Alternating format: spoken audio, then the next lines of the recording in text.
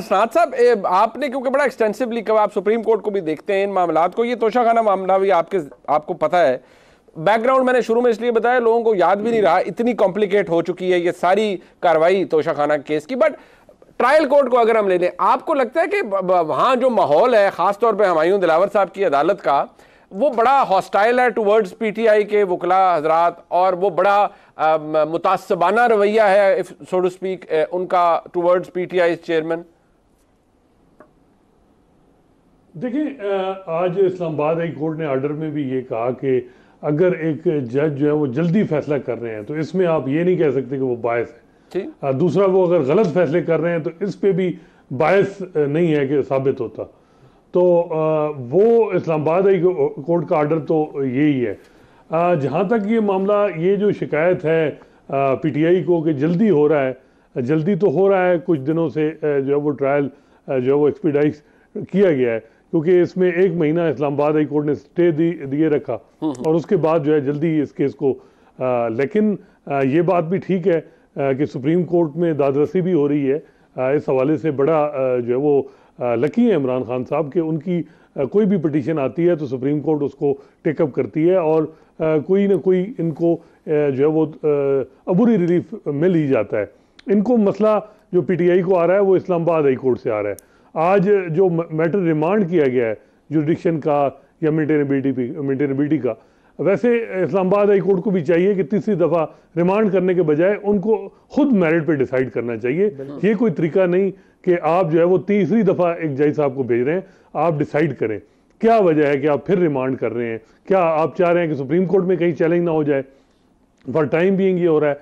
तो ये चीज़ें हैं, लेकिन ये आपकी बात बिल्कुल ठीक है, हिस्ट्री रिपीट हो रही है। इससे वर्स्ट हमने 2018 में देखा, वहां तो सुप्रीम कोर्ट की सुपरवाइजरी में सारा कुछ हो रहा था। साकिब निसार साहब की जजमेंट थी, चाहे हुमायूं दिलावर हो, चाहे साकिब निसार हो, चाहे इफ्तिखार चौधरी हो, हर दौर में कोई ना कोई जो है वो किसी न किसी जज पे किसी न किसी पार्टी की तरफ से इल्जाम रहता है। अच्छा, बट अजनाद साहब, ये तासुर को पंजोता साहब से मैं पूछूंगा, ये बात बड़ी अपनी जगह मौजूद है और इसमें बड़ा इसमें वजन बढ़ता जा रहा है कि पाकिस्तान तहरीक इंसाफ के चेयरमैन के पास दिफा के लिए अपना दिफा उनका बड़ा कमजोर है।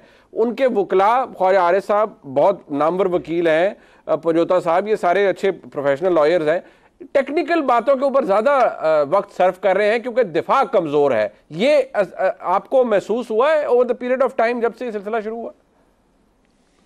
देखिए जी, एक तो चीज़ है कि डिफेंस तो ये पहले ही डिस्क्लोज कर चुके हैं इलेक्शन कमीशन के पास, और इलेक्शन कमीशन ने इमरान खान साहब को गिल्टी डिक्लेयर कर दिया है और अब उस दिफा से ये हट नहीं सकते। अली जफर साहब ने दिफा जो है वो डिस्क्लोज कर दी है।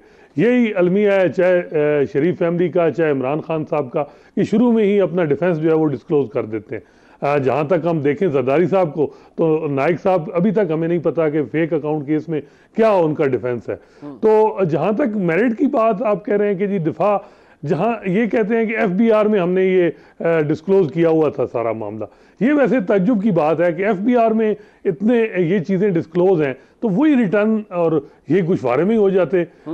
लेकिन आज अमजद परवेज साहब का ये कहना कि जी कि जो एफबीआर का जो मामला वो रिटर्न है वो पर्सनल है और ये गुशवारों का जो मामला था ये पब्लिक के लिए था, मेरा ख्याल है इसमें कहीं ना कहीं इमरान खान साहब को इस चीज़ पे रिलीफ मिलेगा।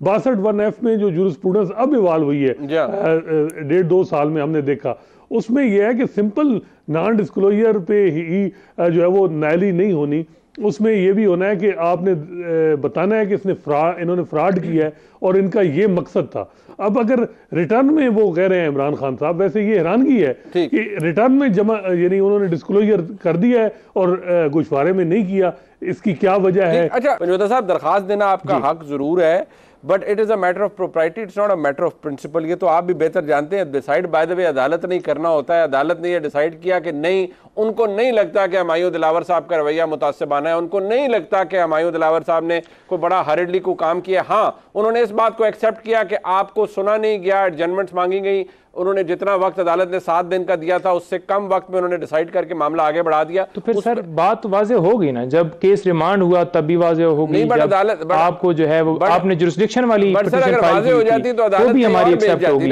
कि ये जो बकायदा प्रोसेस है वो फॉलो नहीं किया गया। अदालत ने कहा कि महज, अभी जो असनाद साहब ने पॉइंट रेज किया कि महज एक्सपेडिशियसली फैसला कर देना, इवन गलत फैसला कर देना, that does not mean that a जज is biased towards the accused. बहरहाल ये मैटर ऑफ आर्गुमेंट है। मैं जरा ब्रेक से वापस आ जाऊं, गुजारिश ये है कि मैं वापस आ जाऊं, क्या छुट्टियों के अंदर कोई इस तरह से ट्रायल चल रहा है? सर बात ये भी है ना कि आपके केसेस सुप्रीम कोर्ट में लग कैसे जाते हैं, ये तारड़ साहब का आर्गुमेंट है, जरा इस पे भी मैं आपका जवाब चाहूंगा। तारड़ साहब ने आर्गुमेंट रेज किया। एक मिनट मुझे ब्रेक लेने दे, वापस आते हैं हमारे साथ। इमरान खान करप्ट प्रैक्टिसेस कानून के तहत उसके मुर्तकब उन्होंने हुए या नहीं, इमरान खान को सजा हो सकती है या नहीं, इमरान खान की गिरफ्तारी हो सकती है या नहीं, फेयर प्ले या फेयर ट्रायल का जो हक है वो इमरान खान को दिया गया है या नहीं दिया गया आपके ख्याल में?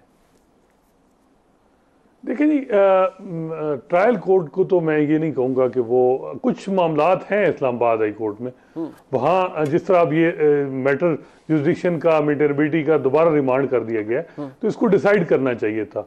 और जो है वो, और इसी तरह जिस तरह इस्लामाबाद सुप्रीम कोर्ट ने कहा कि जी आप जुरिस्डिक्शन का मामला जल्दी डिसाइड करें पहले, क्योंकि वैसे तो सितंबर तक केस एडजर्न कर दिया था।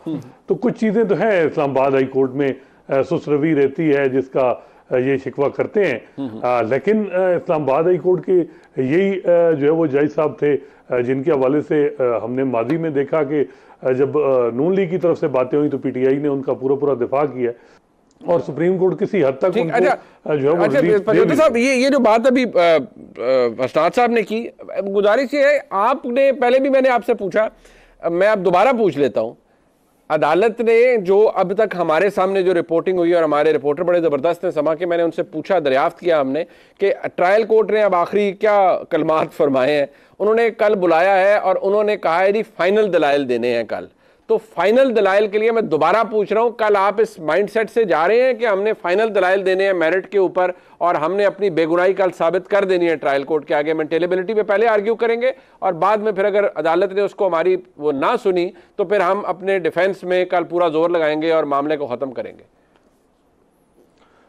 गुजारिश ये है कि हम मेंटेनेबिलिटी के ऊपर तो बिल्कुल हमें कोई इनकार नहीं है, पहले होना चाहिए, लेकिन जो फाइनल आर्गूमेंट्स हैं वो तब होते हैं जब दरमियान में जो आप एविडेंस है वो एक पोर्शन आप कैसे मिस कर सकते हैं कि एक बंदा अपने हक में जो गवाही है वो लाना चाहता है, वो अपने हक में सबूत लाना चाहता है, उसको वो मौका ही ना दिया जाए, वो पेश ही ना कर सके, जो कि हाई कोर्ट ने खुद कह दिया, नोटिस कर दिए, तो वो जब तक गवाहों की लिस्ट सारे जाके ना देंगे तो फाइनल आर्गुमेंट कैसे कर सकते हैं? बट पंडोदा साहब आप तो खुद बड़े जबरदस्त वकील हैं, but notice does not mean a stay order on the proceedings. Has the Islamabad high court stopped the trial court from giving a final order? मेरा नहीं ख्याल, मैं ये नहीं कह रहा हाई कोर्ट अगले हफ्ते में मंगल को, बुध को इसके ऊपर फैसला दे दे कि जो है वो गवाह जो है वो आप पेश करें, तो फिर आप कैसे कह सकते हैं कि फाइनल आर्गुमेंट्स के बाद वो फैसला देकर और फिर वो वापस लिए जाए? मैंने पहले भी इसका जवाब दिया है। तो लिहाजा जो पोर्शन है वो कंप्लीट करना है। मेंटेनेबिलिटी के ऊपर हम बिल्कुल तैयार हैं, जुरिस्डिक्शन के ऊपर बिल्कुल तैयार हैं।